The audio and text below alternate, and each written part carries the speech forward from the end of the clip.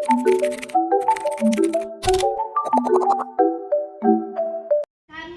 perwakilan dari kelas 3 Usto mengucapkan terima kasih untuk Ustazah Ros yang telah memberikan kami tugas tentang metamorfosis hewan-hewan. Jadi kami mengucapkan terima kasih untuk Ustazah Ros. Terima kasih Ustazah. Saya juga berterima kasih kepada adik-adik santriwati kelas 3 Usto yang dimana sudah mengerjakan tugas ya, dari mata pelajaran IPA dengan sangat baik. Semoga kalian itu selalu rajin dan semangat menuntut ilmu di Pondok Pesantren Jati. Semoga ilmu yang saya berikan kepada kalian itu bermanfaat menjadi bekal kalian nanti di masa depan. Sekian dan terima kasih. Assalamualaikum warahmatullahi wabarakatuh.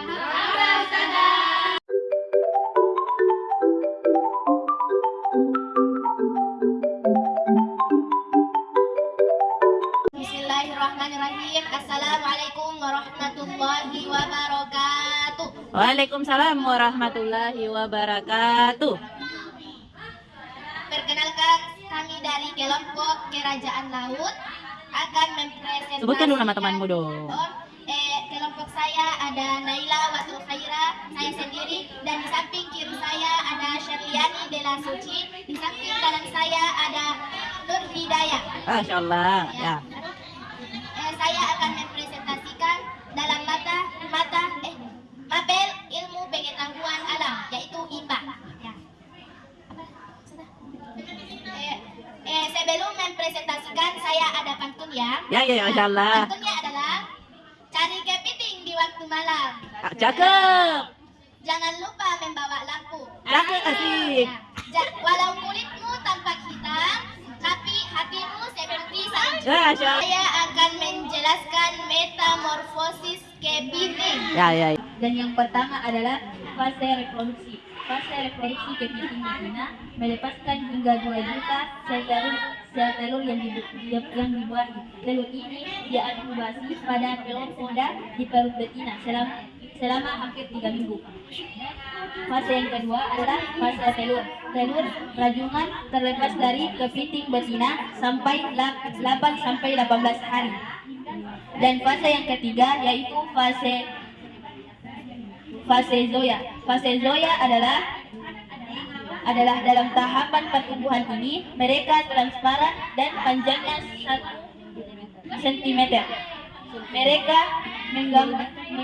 Mereka mengapung di permukaan air yang jauh dari garis pantai.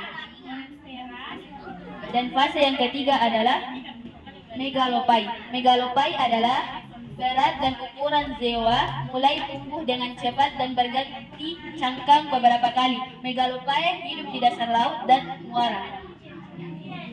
Fase yang ke-5, fase juvenil. 2 bulan dihabiskan pada tahap ini dan rajungan mudah bermigrasi ke dasar perairan. Lebar karapas sekarang tumbuh hingga 60 mm. Fase yang terakhir atau yang ke-6, fase rajungan dewasa. Rajungan telah menjadi dewasa, muda dan lebar.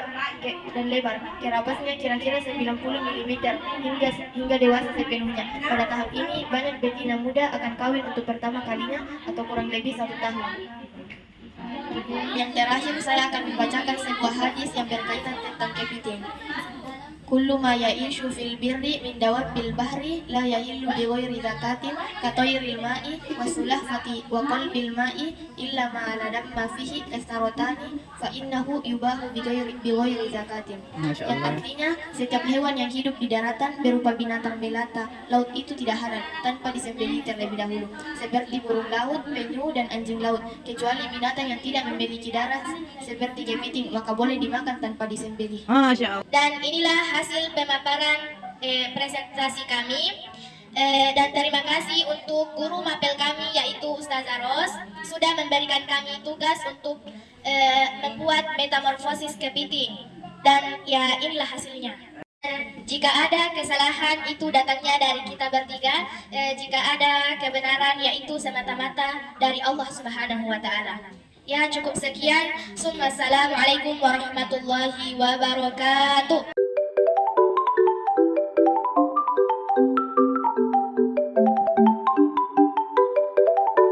Bismillahirrahmanirrahim. Kami dari Bismillahirrahmanirrahim.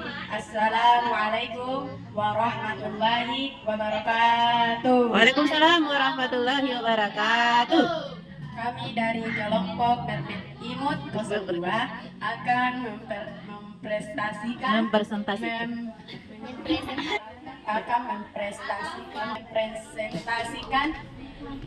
perbedaan metamorfosis hewan. Metamorfosis tidak sempurna. Penjelasan metamorfosis tidak sempurna. Metamorfosis tidak sempurna adalah metamorfosis yang tidak mengalami fase larva dan pupa. Hewan yang bermetamorfosis tidak sempurna akan langsung menuju fase imago atau dewasa. Jenis metamorfosis ini juga disebut juga hemimetabola. Metamorfosis tidak sempurna terjadi pada serangga yang bentuk tubuhnya di fase muda terlihat mirip dengan fase dewasanya. Hanya bagian tertentu yang berubah akan berkembang dan tidak memiliki fase pupa. Tahapan perkembangan metamorfosis tidak sempurna adalah telur, nimfa. Nimfa adalah serangga muda yang mempunyai sifat dan bentuk sama dengan dewasanya. Imago atau dalam kurung dewasa. Imago adalah fase yang ditandai telah berkembangnya semua organ tubuh dengan baik. Dan saya akan menjelaskan metamorfosis sempurna. Metamorfosis sempurna adalah metamorfosis yang dalam perkembangannya menuju dewasa, mengalami perubahan bentuk tubuh, penampilan dan perilaku yang berbeda. Dan proses ini terdiri dari 4 tahapan utama. Yang pertama, telur. Fase awal di mana serangga bertelur. Telur mengandung embrio yang akan berkembang menjadi larva. Dan yang kedua, larva. Tahap ini adalah fase pertumbuhan di mana larva seperti ulat pada kupu-kupu akan memakan makanan dengan cepat untuk tumbuh dan berkembang. Dan yang ketiga yaitu pupa. Pada tahap ini, larva memasuki fase pupa di dalam kepompong atau struktur pelindung lain. Dan yang keempat, dewasa. Tahap akhir di mana serangga dewasa muncul dari pupa. Serangga dewasa ini memiliki bentuk dan fungsi yang lengkap untuk reproduksi dan umumnya berbeda jauh dari bentuk larva. Tepuk tangan. Al-Quran Surah An-Nahl ayat ke-68, Surah ke-16, salah satu firman Allah berbunyi, A'udzu billahi minasy syaithanir rajim.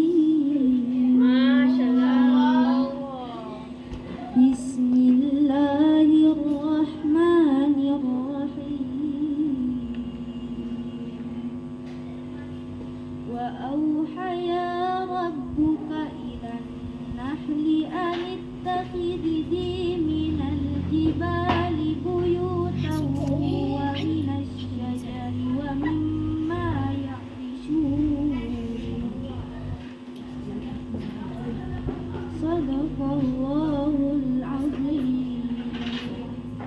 Dan Tuhanmu mewahyukan kepada serangga, buatlah sarang-sarang di bukit-bukit, di pohon-pohon kayu, dan di tempat-tempat yang dibikin manusia. Sebelum kami menutup presentasi kami, satu kata-kata dari kelompok kami. Tabassam, tersenyumlah walau semua tak seindah yang kau lukiskan.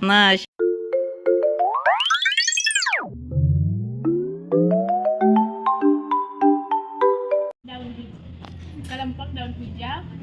Dan ini nama teman saya. Enggak sebutkan dong.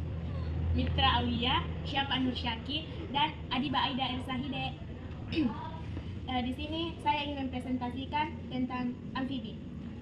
Dari telur katak. Telur katak menjadi embrio dan menetas menjadi kecebong. Lalu kecebong tumbuh sebagai insan organ pernapasan. Ekor kecebong bertambah panjang, tumbuh kaki belakang pada kecebong, tumbuh kaki depan, ekor semakin pendek, dan menjadilah katak muda dan menjadi katak dewasa. Lalu amfibi. Amfibi adalah hewan yang hidup di dua tempat, yakni di darat dan di air. Kehidupan pertama katak adalah di dalam air. Proses fertilisasi pun terjadi di dalam air. Setelah menetas beruduk, mulai berenang. Dia menggunakan bentuk beruduk sangat berbeda dengan bentuk dewasa. Oleh karena itu, pertumbuhan katak dari beruduk sampai dewasa merupakan metamorfosis sempurna. Ciri-ciri amfibi yaitu katak. Katak kecil hidup di air dan menggunakan insangnya untuk bernafas, sedangkan katak dewasa menggunakan paru-paru. Ketika berumur 2 hari, berudu memiliki insang yang berbulu. Ketika berumur 3 minggu, insang berudu tertutupi oleh kulit. Ketika berumur 8 minggu, kaki belakang berudu mulai membentuk dan mulai membesar. Ketika berumur 12 minggu, kaki depan mulai terbentuk, ekor pendek dan bernafas melalui paru-paru. Setelah pertumbuhan anggota tubuh sempurna, katak muda akan berubah menjadi katak dewasa. Fakta-fakta amfibi. Katak memiliki penglihatan malam yang sangat baik dan peka terhadap gerakan. Mata katak menonjol sehingga memungkinkan mereka melihat ke depan, ke samping, dan sebagian belakang. Katak terbang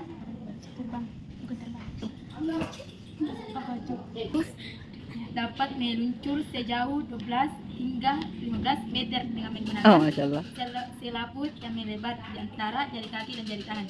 Katak adalah hewan dapat yang pertama yang memiliki pita suara. Katak memiliki warna yang bervariasi seperti hijau, coklat, abu-abu, kuning cerah, oranye, merah, dan ungu. Katak jantan memiliki kantung vokal yang berisi udara dan dapat meresonansikan suaranya seperti megafon.